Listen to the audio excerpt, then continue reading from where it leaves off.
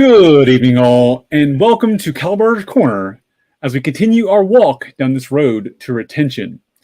I am Baron Kal-bardr Gellir, painting the Meridian Cross, painting the Argent Comet, painting the Compostela, painting the Palmer's Lantern, and Reaper, coming to you live from the southwest outpost of the Barony of Southdowns here on the beautiful southern coast of Meridies. Now, obviously, I am not Excellency Rahmut. Artemisia is currently grieving, and Her Excellency is included in this. I don't really want to go into details about what happened, but we would like to send our thoughts from the KK Productions family to the kingdom, and specifically to Duke Alan and Duchess Coruscant as they deal with what they're dealing with. So if my guest and all of you watching would take a moment and raise your glasses to Artemisia.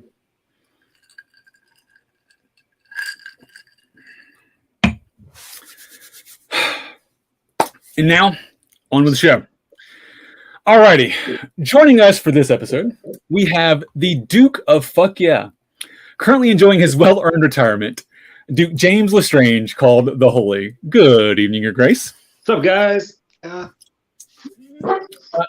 you will, tell us a little bit about who you are and sort of what your history in the SCA is. So I'm a dude who's pretending to be a dude who's just another dude, right? I'm a Duke Knight Pelican, all here in Glenavon. I started SCA 2003-ish, I guess. So some time ago, but not, sooner than some, longer than others. My story at SCA was, pretty much the same as everybody else's. I found it through mutual friends, thought it was really wicked cool, and here I am. Excellent. Well, we appreciate you coming on tonight. I know we have a lot of people out there in the audience looking forward to hearing your thoughts on this subject. To our audience out there, if you have questions for His Grace during the show, please drop them in the comments along with your name and titles and whatnot. And also, just say hi out there. Let us know who you are and where you're watching from. I see a little number in the top corner up there, but I don't know who's watching until you let me know. I still like seeing how many kingdoms we have checking in tonight. So far, I see 2 out there, so that's cool. So, Your Grace, retention, I know is a definitely a topic here, which is funny for me when I saw Rahmut put you on the schedule. I was like, really? James is going to do a show? That's cool. All right, cool. Because for me, you're a very, you were the punk rock king of Glenavon, right? But I was like, no, that's legit. Actually, this is a thing that I'm sure you're passionate about. So, I guess, why is retention a passion subject for you, and sort of where do you come from on this? Man, I have different avenues and angles at how I look at the SCA and how I approach the SCA and how I think people should approach the SCA, and especially in today's times. It is, back in the history, you join the SCA and automatically they kind of pass this mantle on to you. It's like, okay, it's your job to recruit. It's your job to recruit. And I don't think that's fair then. I don't think it's fair now. You have this brand new people that come in. They're like, this almost cult-like approach of like, welcome to the family, bring others in. One of us. And it's, it gets kind of creepy at times, and not to knock on anybody, but when you got a 20-year-old person coming in and a 60-year-old person, kind of, creeping on them and just like join us type vibe, it's really weird for the new person. But the counter to that is too, sometimes the older people that really have all that knowledge that kind of do bring people in, kind of really get them hooked in the SCA sometimes get a backlash on that because they do get hit with that. Like, hey man, you're creeping people out, without this approach of like, hey, what made it work for so long for you? Because obviously you're good at this. What made it work? And the more we push those guys to the side without gaining knowledge from them, the worse we off are, because they've obviously done a good job because they've been around for 50-something years, right? Right. So I there's a middle line that we got to find between attracting new people without like being creepy, but at the same time keeping these old people with just wealth of knowledge. And a lot of them, a lot of older people really are in the SCA now to kind of make sure the SCA thrives and grows. In my kingdom especially, there's a lot of people that kind of stepped back because they felt like they were being pushed to the sidelines because of the new generation coming through, without being asked like, hey, do you guys mind just taking a step back? Right. So I communication is key to a lot of stuff, and it's the one thing I think we fail on the greatest in the SCA, especially in today's times when social media is instant for everything. It's easier for us to now. It's easier for us to communicate now than it ever's been before, and we suck worse at it now than we ever have before. We talked a little bit about the idea of because I think you brought up a really great point there, the idea of having the older and newer generation, right? When we discussed this last week on Coffee with Cal, the idea of older peers and sort of passing information on. I guess sort of you've been crowned a couple times now, and you've dealt with some of that. You've dealt with the retention, bringing new people in. How did you deal with those younger people and the older peers? Like, what was your avenue for that? So we had, I try to pair people up, right? I look at it like almost like a field trip, and you've got to have like your hand buddy, like, everybody hold hands, your hand buddy. So if new people come in, you get an interest, try to find out their interest pretty much right away. Everybody does. Like, what do you want to do? Do you want to fight? You want to do arts? You want to do this? And most people want to do it all. But I'm really good at reading, how, kind of reading how people emote and their personalities and stuff like that. So I'm kind of be like, this person would pair really well with this person, or, maybe I should have this person go talk to them because they seem to kind of speak the same language. I've got a very kind of eclectic background, punk rock kid, and did, a lot of just punk kid shit, so I kind of look at things a little differently, like from that aspect of being an outcast, being kind of on the outside of stuff. So when people come into the SCA, new people are automatically on the outside just because they're on comfort level. So I'm like, who's good at breaking down those comfort walls, and making people feel more welcome. So I'm really good at kind of knowing the breadth of the kingdom and the breadth of our populace and being like, hey man, would you mind going and talking to these guys? And a lot of it's not now for me is not so much as encouraging, like, hey, don't go talk to them and encourage them like, hey, we want you to do all these things. Just go ask them, hey, what brought you here? Right. What got you interested? Because most of the times that flips back to the people, that they're talking to, and they get to talk about their early SCA, like, oh, this is what brought me here too. Opposed to just like, you've got to fight, you've got to do arts, you've got to serve. And when you get the older generation kind of talking again about what brought them in there, it kind of sparks that love of the SCA and the passion. Sometimes they kind of forget. Really, just it sends them down memory lane, and they kind of, especially if you can pair them up with somebody that they see themselves in. Right. And it's SCA. I'm all over the place with a lot of this. SCA, it is. We are horrible at retention. And one of the things is, and I truly believe that we as the SCA should treat the SCA as a business and as a product. We are a product. We are a brand, right? So, but we are also really the only brand out there that doesn't have really support for longevity of supporting the brand, right? Like, you pay your membership for 40 years, you just had a 40-year membership, right? It's crowns and stuff that give you the awards for that. So the society itself only really recognizes you as a number. So I think there's small things that they could do at a corporate level. You had a membership for 25 years, you get a gold card or something, like, here's a cool thing, but treat it like a brand, treat your customers, sometimes a little better, but I think that also comes down to stop it with a cult mentality of the minute you come in, it's your job to recruit more people. That's something I've seen. So I've worked on a lot of different boards for conventions, because sci-fi nerd conventions are very similar structure, especially ones that are fan run. Because anybody who does conventions, there's the fan run ones, and there's the corporate, like the Wizard World, where it's a more of a cattle call. It's a for-profit versus nonprofit. So we're a nonprofit. We're very much volunteer ran, and I noticed the same thing with that. It's hard to get the volunteers to treat it like a business, because you're there to run the thing. You're not there to necessarily to play. We want to have fun, right? We want to have fun while we're doing the things, but we're there to sort of participate in the organization and run it. And that balance is tough. And especially, and I think that's the thing that really leads to burnout and sort of is anti-retention long term. Is you have 3 or 4 people that have that mentality, and then the other 100 that don't. Yeah, and that's what we're missing. And some of that, especially with the older generation, doesn't. Or again, you have the same couple people, and the other ones that don't. And those people have went, I'm out, and have left. And the other ones that don't care about that part. Yeah. And I believe, SCA grows and changes as it should. Every organization is going to grow and change, and especially now, like we're picking up on stuff now we should have picked up on 20 years ago.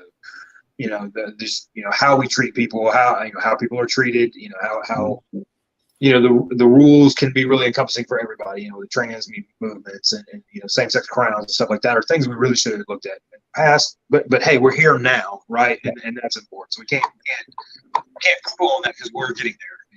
And to add, could we do better right now? Yes, there is more we could do. Let's be very clear about that. But we're getting better. We're improving on it. So that's a really good thing. Mm-hmm. With the as the SCA grows and stuff like that, and I say this a lot of people don't like to hear it, but SCA is not for everybody. Right. If it grows and changes to a thing that you don't enjoy, then don't play in this. I'm not being shitty about it. I'm like, you should go away. But if you are not enjoying your SCA, don't beat yourself up. Don't it's so I put out a list about 3 times a year that is don't let the SCA, don't become get in a toxic relationship with your hobby, right? Don't let the SCA become this toxic relationship that you're in. Right. And one of the things that I preach on there is if you show up and are having a miserable time, then don't show up. It's just that simple. The SCA don't feel obligated that you have to be places, that you have to do these things, because you don't. The SCA will carry on, and I'd much rather somebody stay at home and be happy and healthy and maybe 6 months come back, or maybe find something else in their life that's going to make them happy. But you just too many times we see people carrying on the SCA that are miserable, that have these horrible obligations thrust at them. And over time, that weight just keeps bearing down and bearing down and bearing down, and to the point where they turn sour and they leave forever, right? And we've got to quit doing that. It's for everybody. Read Kapora. Look what it, especially peers, because we lose a lot of peers every year. Right. Read Kapora and see what it says. We'll see what it takes to be a peer, and quit putting all these extra obligations on these people. As long as they're pulling the line with what Kapora says and what they're technically supposed to be doing, they're fucking golden, man. It's up to them to put the extra pressure on them. Stop it with all the extra bullshit. Let them enjoy their hobby. Quit coming into, and it's, I'm ADHD as hell. Quit coming. I always tell people this too. Like, they come up to me with a problem, like, oh, holy, this is going on, this is going on. I'm like, okay, give me a quick rundown. And 90% of the time, I'm like, this is a Monday problem. This is not a today problem. This is a Monday problem. Right. And most of the time by Monday, it's gone. I think we're especially with my generation, we're very much an immediate gratification. We want the problem fixed now, and I get that. As someone who I want to fix the problem the minute I find it, sometimes that let's just let it sit for a minute. It's not a bad a bad opinion. So a minute ago, I want to cycle back to you real fast. Yeah. So the idea of we have to do a thing, right? I've got to go fight. I had a phrase tossed to me at Gulf Wars. I want to toss at you and see what your thoughts on it are. I get to go fight. We get to play in the SCA. We get to put on goofy clothes. Yeah. That changed my outlook on a lot of things because I don't have to go fight. That war will go on without me. That battle will go on if I'm not there. I get to put on armor and go hit my friends. That's amazing. That whole thing it blew my mind, and I was like, all right, cool. I think that's something that I wish other people would pick up. So what are your thoughts on that? 100%. It's what we do in the SDA. All of it should be kind of treated as a reward to yourself. Not this thing that you have to show up to and do. And I see it. In the weirdest spots. Fighting is one of those hard areas because people show up all the time. I have to go fight. Right. If you're a new guy, like I've got to prove myself to become a squire. If you're a squire, I got to prove myself to become a knight. If you're a knight, I got to prove that I'm a knight. If you're a duke, like I've got to be out there because I'm the duke. And it's and most of the times, a lot of people should be on the sidelines. They're hurt, they're injured, they're tired, they don't want to be out there. The areas that you don't see as much where it shines, man, I see people showing up like I'm gonna go work troll. I get to go work troll. Like that blows my mind, and I've heard it recently, and I think it's because of coming back from COVID, people saying that, like, I get to sit troll, and we're happy and excited about it. And I was like, that is baffles me. But when you talk to them, they're like, yeah, I sit there. The first thing I do is greet people who are happy to be at an event. Right. It's 1 out of 30 people show up and blew a tire out, so they're having a rough time. But they walk through the door, they're like, "Oh, this happened." Somebody greets them with a hug and immediately turns that frown upside down. And I'm like, "Holy shit!" Like that idea is, and that philosophy's, amazing to me, and doesn't exist. It doesn't exist on like a fighting culture and realistically in art culture either. It's right. these and the competitive sides of the NCA, and it should. And I appreciate community over competition all the time, but I don't live by it because I do the same shit. I've got to go to practice. I've got to do this. I've got to do that. Even this past war, when I was like, I'm not going to do all the things. I'm going to be a war for me, and that was a lie I told myself. So. I'm not going to do all the things as you're on the helm of a boat. Right. Yeah. You got to take the good with the bad, right? That's right. Sometimes you win some, you lose some, right? Right. There's nothing bad about that. That made my week. Like, where did you keep on long? What's that crowd? Why is James on a boat? All right. Well, I'm built for adventure. Yeah, I'm built for adventure. So I pulled my list out, and I go through the list of kind of stuff, and I think this is good from especially from an old timer's perspective, or for somebody that's kind of seasoned in the game, and for a new person just to look out for. So 10 rules that I go through. So the first rule I have is, what people think of you, that's none of your business. Right. It's just not. That's what they think. That's what they think. As long as you're doing what you feel is right, and this is a lot of tropes and stuff, a lot of things that things that I've heard when I was a kid that ring true. As long as when you look in the mirror at the end of the day, as long as you're okay with what you see, man, that's good. That's all you need. So, what people think of you, that's their fucking business, not your business. Number 2 on the list is don't beat yourself up. We're all works in progress, right? That the SA teaches that the minute you walk through the door, like you're on a road, you're on a path. That path, 90% of the time, 95% of the time, is betterment. Hey, it is betterment. So as long as you're trying to treat yourself better and trying to do better, just pop it in the lap. Just bring it on the camera. It's good. My wild ass dog, she's gonna eat shit. So take her there. Yeah. I'm with Cal. We on the show. It's Joey. Is that Jane? Is that her name? Hi, Joan. How are you? I'm good. Do you remember me now? I do. I know your name and everything. It's like James. You're James's wife, right? Oh yeah, you got it, buddy. All right. All right. So quick story for the audience, real quick. When Joan was on the throne, her and I ran into each other in the Gulf Wars. We were sitting there talking. I saved her life from getting hit by a cart. And then we introduced her to a friend of mine and mucked her name up. And I have not heard the end of it and will not hear the end of it. So, and then I called her James's wife, which is apparently strike 2 for me. Yeah, that was the worst part of that. So anyway, your grace, if you will continue, please. So number 3 that I always have on the list is don't compare your start to other people's finish. Right. It's a lot of people I see, especially. And that's from the beginning to the end. But I see a lot of older peers, especially in kingdoms. Our kingdom went through this phase where, once you got your first peerage, it was pretty hard to get your second peerage. That mold has kind of been broke. Walls have been torn down. But I saw a lot of older peers like, well, I'm still doing all this stuff. Why am I not? And even when we say don't do it for the awards, we want recognition. Everybody wants to know that they're doing well, and that's how we let people know that they're doing well is by giving awards.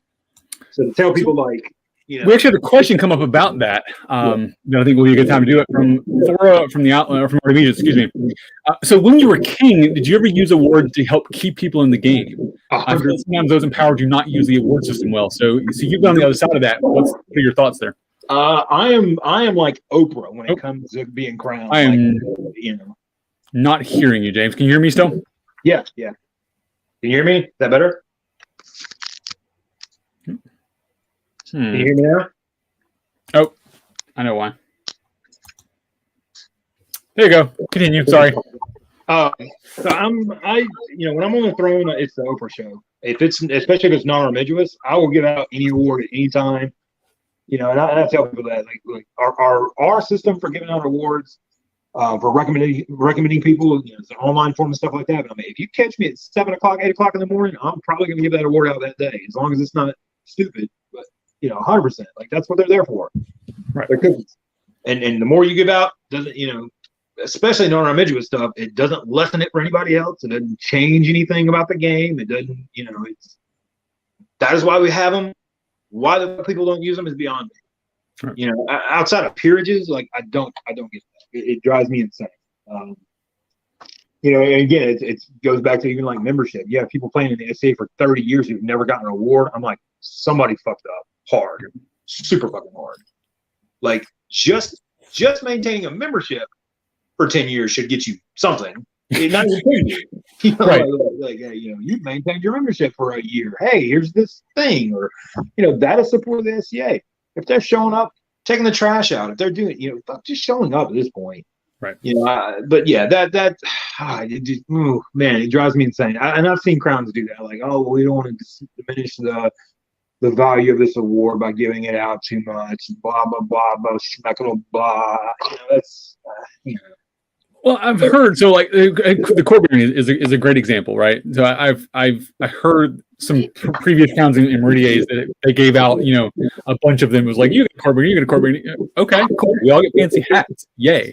Yeah. Like they got it for a reason. They're not just giving these things out for no reason. They had a reason to do that. They did it for something, right? Whatever. Yeah. I don't care. Like just because everybody else has one, I still have one. Mine's still cool. I don't care. Like I never understood that. Sometimes it makes people's skin crawl, but I said this, my first friend said this, and I preach it now too. When everybody's a peer, the SCA wins. Right. So that's, we all should be pushing to that end goal. And not everybody wants to be a peer. That's cool. But, the process of becoming that is, there's, in most kingdoms, there's a tieraged award. You get this, you get this, you get this, you get this. You should be hyper aware as a crown, because, if that's the end goal to make the SCA win, then why are you not paying attention to your populace? Why are you not paying attention to all this stuff? And especially, again, nowadays, it is way easier than it used to be, because most every kingdom at this point has online award, recommendations, and the order of precedence is online, and it's easier to contact the crown. And it's too easy to give out an award. And people's service and people's art and people's fighting is also way more visible now too. Well, yeah, 100%, and especially on the service side. And I'm not service is not subjective. Service is service. No matter what, if you're washing dishes, that's service. If you're taking out trash, that's service. If you're a seneschal, that's service. I'm of the philosophy no one of them is greater than another in that avenue, because it all makes the machine work. And sometimes the lesser jobs are way more important because they're the ones nobody's wanting to do, and they're the ones that nobody ever sees. When you're up at 8 o'clock in the morning, replacing toilet paper and cleaning toilets, that to me is more important than the night marshal. Clean Johns is that's way more important. We all appreciate that person. Yeah. I like the Knights Marshal. I could give or take. I want that person though. I want a clean body. The people who cooking your food, all the time. The people who clean your cabins or prepping, prepping the fields for tents and stuff like that. That's more important than this other shit. Right. We get that stuff gets over, and it's a lot of times, too. That's one of those things that you have, for us anyway, in our kingdom, in our barony, that's you have these people that is what they always do. That's what they've always done. And people just forget about them because they just show up and this stuff's always done. Right. And which rolls back into just watch your people, that's because one day they're going to wake up and they're going to be like, I'm just tired of doing this, for nothing. I'm tired of doing it for nothing. I'm not getting recognized because again, there was I think maybe it is Gareth or somebody put out a thing that was are you doing service for service? Or are you doing service for the award? And right, we can all say we do service because we want to do the things, and that's true. But there's nothing better than getting a cool thing for it. Absolutely. Because you did something, right? Yeah, I'm going to keep setting up the tents because I want to set up a tent and make sure the tents are set up. Yeah. Well, and I'm shiny, neat. You know, and I'm probably rare. I'm probably one of the rare people that say this. Like, I think it's way okay for somebody to say, like, no, I'm doing this because I want to get an award. right. Sure. That's why we have the structure set up what we do. You would never tell a squire, like, the squire's out there fighting, you know why he's fighting. He's fighting because he wants to get knighted. Like, so why is it okay for this one, aspect of the SCA, but it's not okay for the others? Like, no, that's bullshit. Like, I think it's 100% okay for somebody like, hey, I want to get, I want to become a peer. I want these awards. I'm going to do all these things because that's how you get the awards. Right. Otherwise, why have them? Like, why have restrict themselves that way? It's dumb. So, there's that. Oh, the list. Okay. So, number four, number four is don't stumble over something behind you, right? So that's, and it equates to like older people who are, because I hear this a lot too, they're trying to outrun their past. Don't worry about your past. Just try to be better today. And SCA has a long memory for shitty stuff and a short memory for good stuff. But as long as you're trying to be better, there's enough of us out there who recognize like, hey, this guy is trying, this gal is trying, this person is trying. And a lot, and I hear this a lot more and more. If it's older 2 years, it doesn't fucking matter. Right. I hear that a lot now. So yeah, don't stumble over shit behind you. I love that. That is anybody who knew me 10 years ago, you did. I was a whole different person when I was young Cal, or in this case, young Valentine. He was an asshole and did not. I wouldn't want to be around the guy. Yeah, that's a different person. It's a whole different thing, and that's something that's been hard because you're right. The SKA has a long memory. Yep. Number 5 is always assume the good and always doubt the bad. That is one thing that we fail upon. Because the minute you hear something bad, it becomes a gossip train and all that. You should always assume the good in somebody and always doubt the bad. So, again, that's, it kind of ties into the last aspect of people trying to outrun their past. It's in the past, man. Like, assume the good of them now. And I'm a 3 strikes rule and you're out type of guy too. Or if it's really fucking bad, like you get one chance with me. Right. If it's really bad, but those people normally kicked out of the SCA pretty quick too. Right. I think there's because that brings up the whole believing the victim thing. There's a whole conversation, right? That's a whole conversation. Yeah. And I've always been under the thing of trust but verify. Yeah. I'm sure I'm going to trust whatever you tell me is accurate because you told me that's the truth and that's what we're going with. And then I'm going to go check. I'm going to go check both directions, good, bad, otherwise, to make sure that what you told me was correct. But I'm going to initially trust, and that's a hard thing to do for a lot of people. And it's something that needs to be really pushed out by the body too, because most of the people, when things happen, they assume that the SCA works like a court of law, and it doesn't. At our basis, we're a subscription service. You pay your money to get access to information and into events for cheap. That's what your membership gets you. It's a subscription service at its core.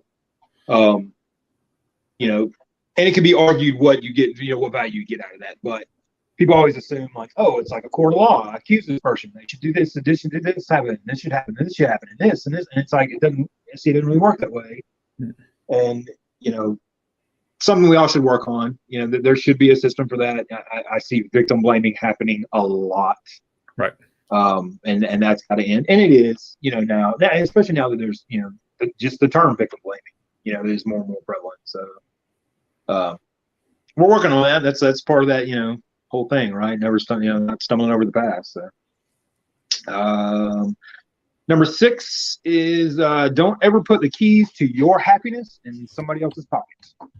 Right? If you're relying on other people to make you happy in the SCA, you got to stop doing that. It should be a place that you go that makes you happy just by going.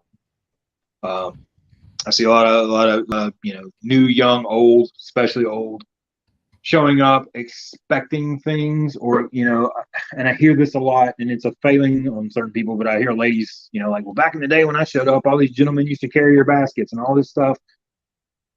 Times have changed, and because several of my squires have been a little weird about it, because they're like, I don't want to approach a lady and be like, here, take me your stuff, because the lady's like, I'm very capable, so that's a communication breakdown that we should work on.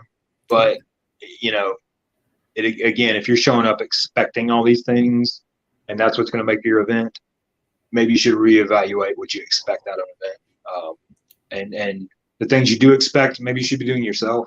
Like, hey, I'm gonna go do these things and probably do these things and have my fun and not rely on other people to make that fun happen. Yep. I think creating your own fun is a short. Or like that's been a thing I've realized in the coming back is, Yeah. I'm not going to expect others to create the atmosphere. I'm not going to expect others to create the games. Like I'm going to do those things because I want to have them here. Like, Yeah, I tell people get worried, and I tell them when they show up, I'm like, because they're like, hey, man, I want to do this thing. I'm like, then go do it. Well, I don't have to have.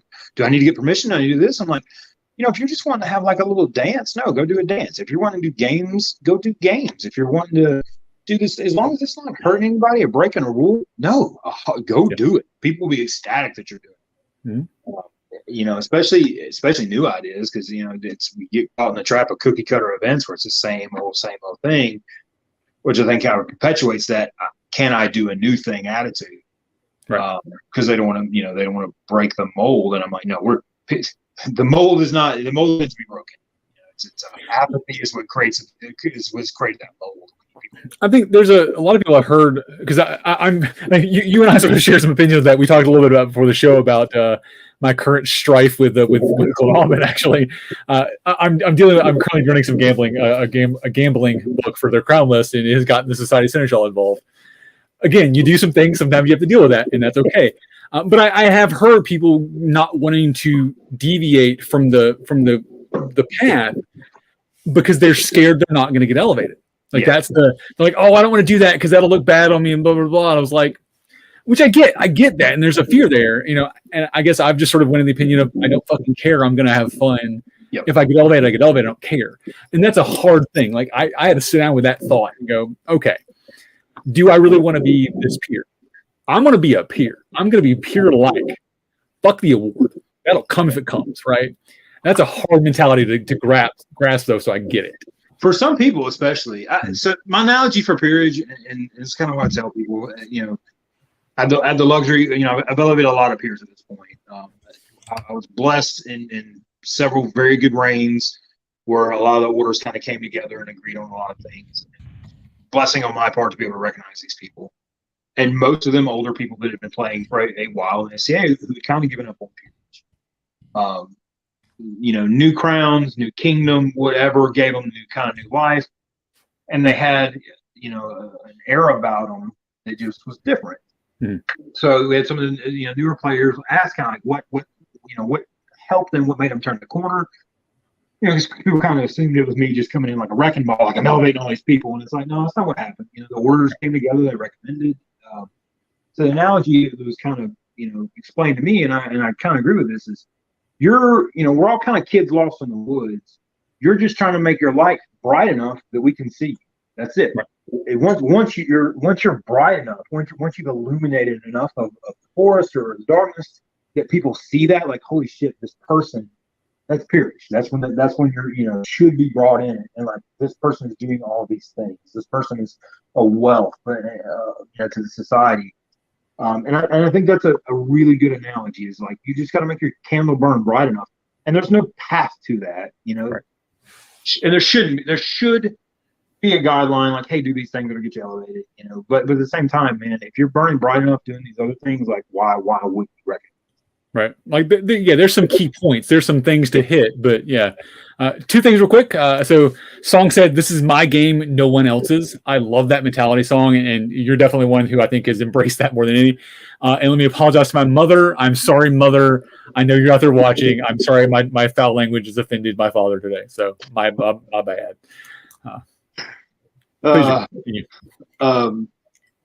So number 7 on my list is worrying will never change the outcome. Yeah, worrying about something will never change what is out there.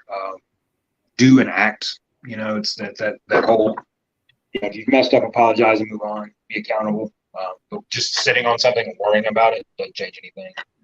I see a lot of especially older people worried that they've or people that aren't in a giant established households, like, who might think they've offended somebody, like, well, I'll never be a peer because I've pissed off this guy who's in control of this giant household, or this lady I've upset for some reason. And I'm like, well, don't worry about that shit. Yeah. Just be the best you. There are magnanimous crowns. There are people that see through that shit. Trust me. I've never once in my history of the SCA or the multiple times I've been crowned, and I hear a lot like, well, I was told I'll never be a peer because so-and-so's a peer and they'll shut that shit down. Well, let me tell you, there's a lot of crowns out there that'll shut that shit down. Because the minute I heard that, and I never heard it directly, but if I ever heard a peer say that, like, well, they'll never be a peer as long as I'm up here, that's the minute you lose a butt in my circle. Mm. Yeah.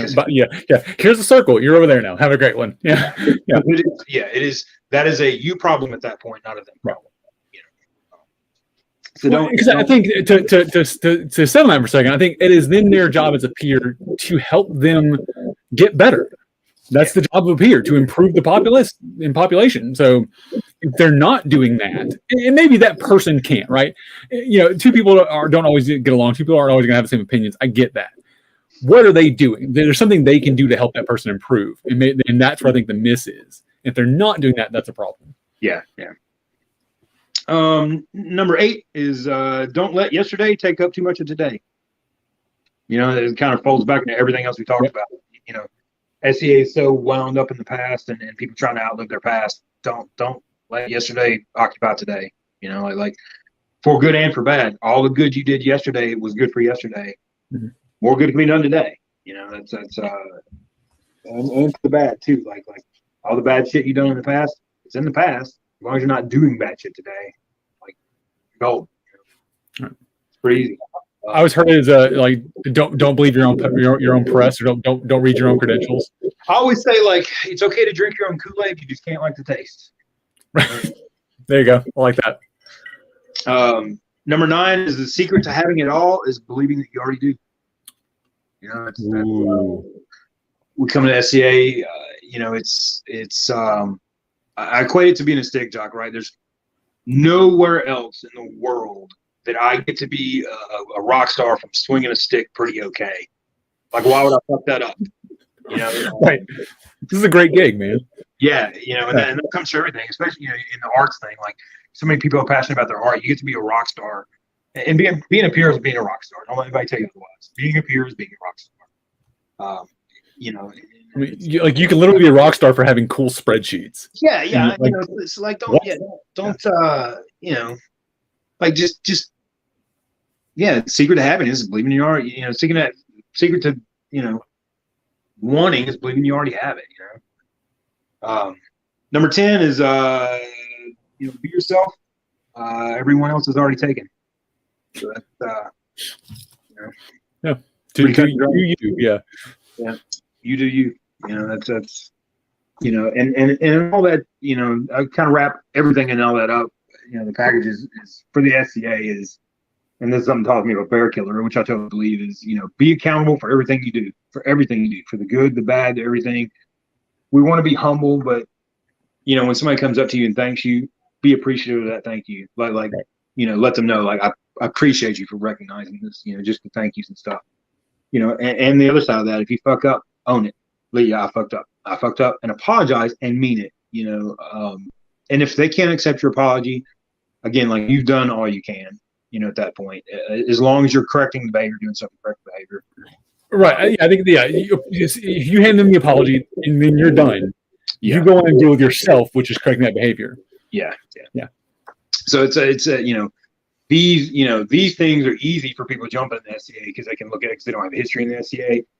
But a lot of this stuff, my 10 rules to avoiding a toxic relationship in your hobby is really geared for people that are kind of burned out. I'm like, look at these things, kind of evaluate these things, and ask yourself, like, why am I doing this? Am I having fun doing this? Have I fucked up or not? Tried to correct my fuck ups. Am I believing too many other people's bullshit?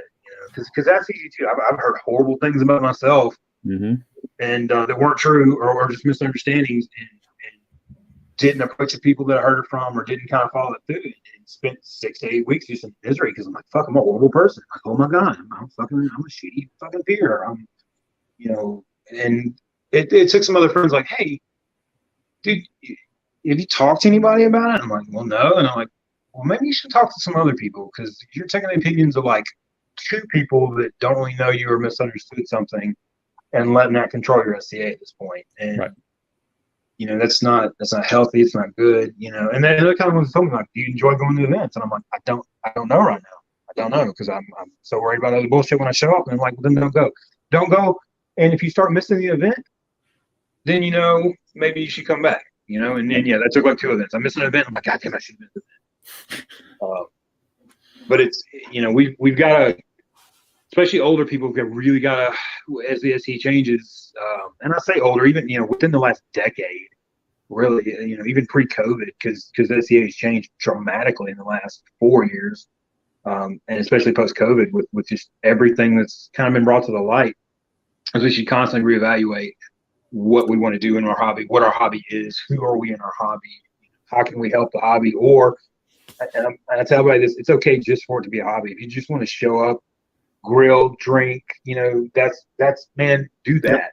Do that. If everybody did that for like 2 events, I think we could all step out and just take a breath, taking a bigger breath and just enjoying. So we had my local group here, we sort of had a rule. Like so Gaddalop was at one of our local events, and basically the rule is we don't fight at Gaddalop because that's our work event, right? When we go other places, so I think that's a thing to look at when you're looking at service burnout, right? Especially, obviously, this thing is not happening without some of us doing it. And if you're the ones doing it, you don't have to do it all the time. There are 100 events a year. Work like 10 of them. Play the other 90. It's okay. People will pick up that slack, or you know what, that thing won't happen, and that's okay. Oh, we don't have a dance today. All right, cool. The world keeps on spinning, and I think that's hard. Well, yeah, it is hard. Well, and again, we get wrapped up in all the pressure and stuff in the older generation. I get more support, especially now with social media being what it is and Facebook. But I'm like, man, I don't think I'm gonna bring my armor to this event. I think I'm gonna show up and grill and hang out and have a good time. I rarely to never see people go like, what, you're not bringing your armor? It is always the opposite. Like, oh man, come sit with me. It'd be awesome to hang out and grill and talk and socialize. And why are we not doing that? Like especially on the service side, because man, those guys, and gals just get kicked in the crotch more than anybody. Mm-hmm. Dealing with money and they're, especially all these, people work control for hours and hours and hours on end. It's a crappy job, and they feel obligated to do it. Like, if I don't do it, who else is going to do it? There's always other people. And limit yourself. If it's one of the things that you do love doing, but you feel beat up at the end of the event, instead of doing 8 hours, do 4. Or pace yourself. I think this Gulf Wars was really good with the way they handled Troll. Like, we're not going to keep Troll open 24 hours for 4 guys to come through at 2 o'clock in the morning. Right. And I think not having Troll open, people will panic. But at the same time, I think a lot of those people that volunteer all of a sudden were like, oh my God, I get to sleep. I can sleep. I can go to the party. I can enjoy the event for a minute. Yeah. Yeah. And it doesn't have to be, on that major of a scale. I think every event could look at how they could lighten the load for, many hands make light work, right? And sometimes look at that person that's, been doing the job for 30 years that you can tell is just starting to feel beat up, and go up to them and be like, hey, teach me, teach me. And then maybe sub for them a little bit, like, hey, show me what you're doing. How does this work? Why does it work? What have you done to make it work better? Like, you've been doing this for 30 years. Obviously, you know what you're doing. You're doing something right. Make them feel appreciated, and sometimes just give them a break.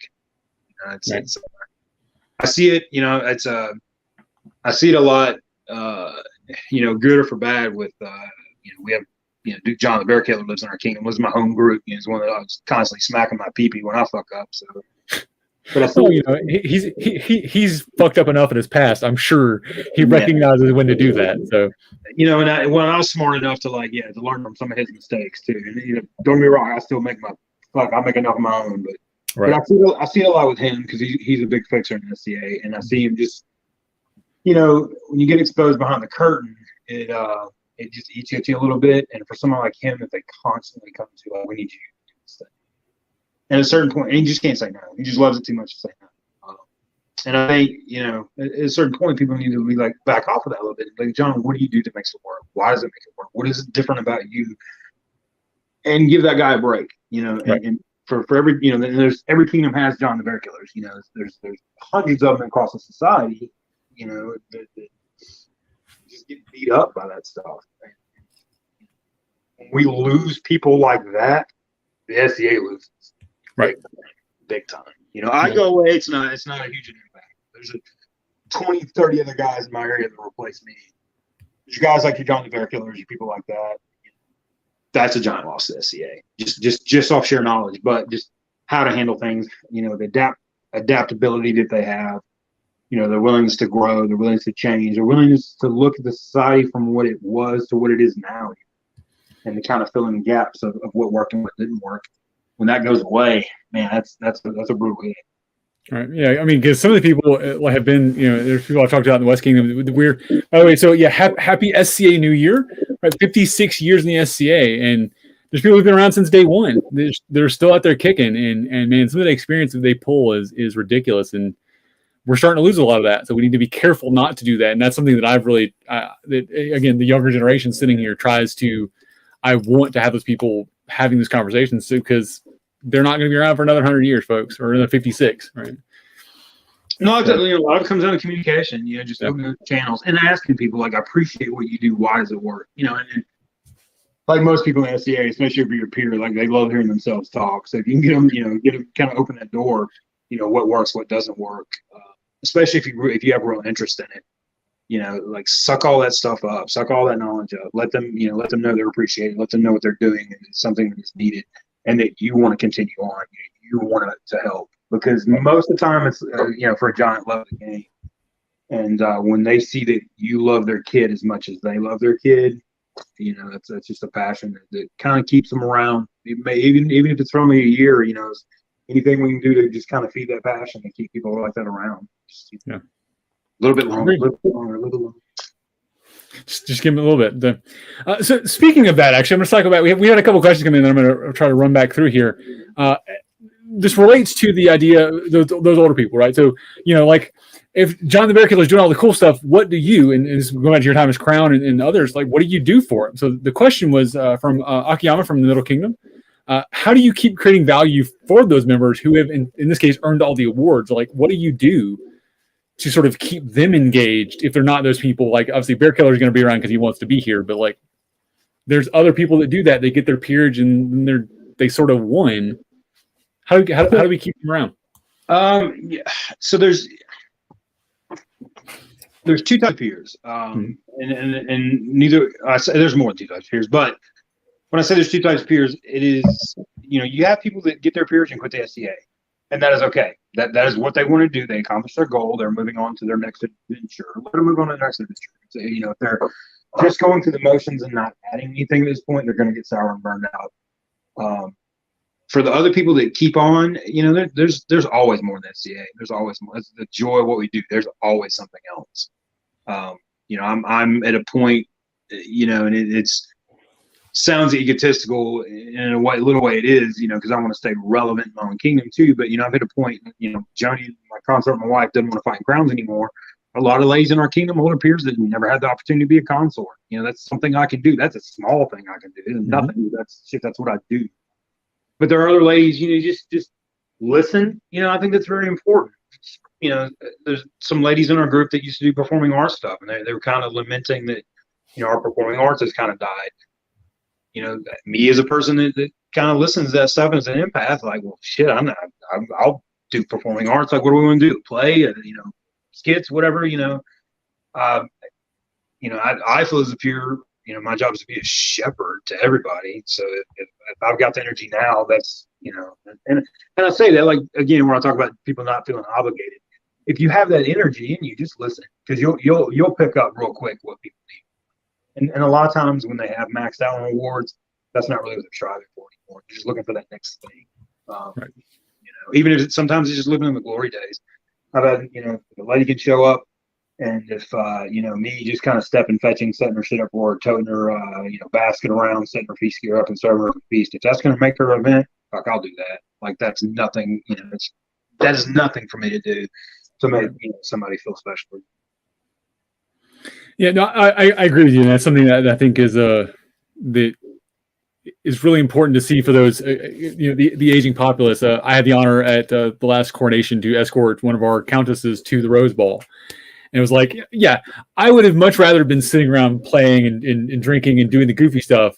Yeah. But that was important for her. And damn it, that's 10 minutes of my day for her to go walk in a little procession and do the stuff. Yeah, let's go do that.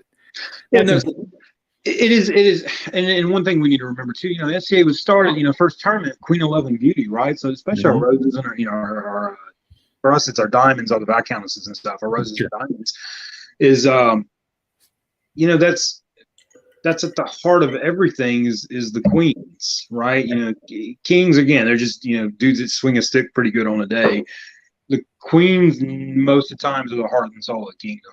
Mm-hmm. They should kind of carry that with them to the end of their days, really. So, yeah, just little shit like that, some guy young, especially for younger guys, man, that's a good breeding to me of the younger generation, older generation, especially if you let people understand the history and the tradition of what we do, like why we do the things we do. And at the heart of that, a lot of times, is for, it's the romantic side of the SCA for the queens and the ladies and the inspirations, and now, thank God we're starting to see more of it the other way too, with a lot of same-sex couples and stuff like that, where, men who don't fight or have significant partners and stuff like that are getting treated that way too, because at the heart of it is that romantic notion of what we're trying to accomplish. And I think a good way to blend the old, older generation with the newer generation is just teaching them that and telling them, like, hey, man, you really want to impress some people and have a good time?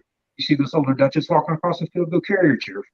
Go set up her stuff for her, fight for her in a tournament, serve her feast, it'll make an impact. And at the end of the day, you kind of get to go home with a little strut because, man, you made somebody's event, Well, and that's actually exactly what happened. So Sir Joffrey, Master Sir Joffrey, was Countess Hanna had asked him to escort her, and he's like, of course he said yes, and he was going to do that. And he's like, and he came and found me and said, hey, man, I got a thing for you. I was like, cool, let's do it. And that's, something, again, as a younger person, as a a non-peer, that's a perfect thing for me to do for that person, because he could have done it and would have happily done it and would have worn his fancy hat into the thing, but he got to pass it off. And I think that's an amazing thing that I'll toss that to all the peers out there watching.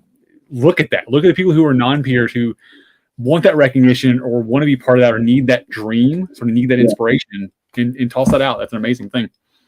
And it's across the board from everything too, right? So I see a lot of newer people come in, and I try to, I want, what I want out of the SCA is what I try to do in the SCA. Like, if I want to see more of this stuff, that's what I try to do. People, because when they see a Duke doing it, I'm lucky enough to be a Duke in a night. When they see a Duke doing it, they're like, oh, the Knight's doing it, Duke's doing it. That's what I should be doing. Right. So from the bottom end, it's really good because these ladies, again, this new person came in, this young guy, and they did these things for me, and it makes them feel special.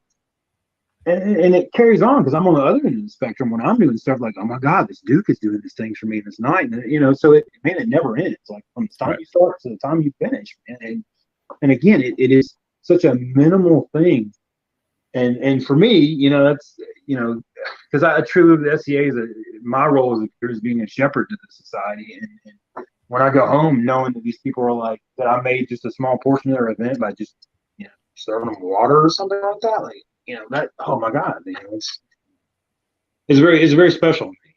Right. It's awesome. So we had a question come in early on that because we're getting sort of short on our time here. I think it's a good one to wrap us up or sort of end us into things here. From her ladyship, Runa. So we all know you're the Duke of Fuck Yeah. Is there anything you recommend as a fuck no? Yeah, it's few and far between, man. One of my mottos is never turn down the chance to be a hero. But there are a few things. There have been some moments that I'm like, no, that is not for me. But there are few and far between. There are very few more.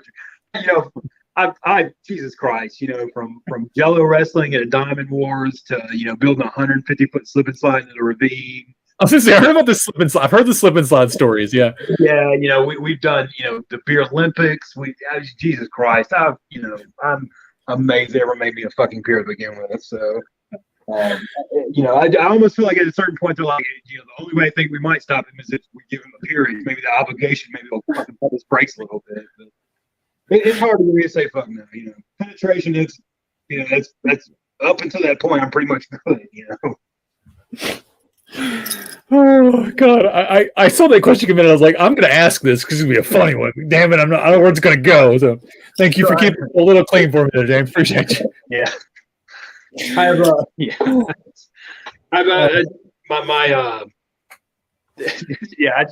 again, my mother is watching, so just be clear here. Oh, you are the holy man. I'm just saying that's. All right, let me do a couple of show plugs here, and then we'll do some shout outs and wrap up stuff. All right, coming up next on Calvert's Corner next week, I'll be back for Coffee with Cal. I'll be joined by another Glenalbanite, I guess, Baroness Jack. I'm talking about playing the part.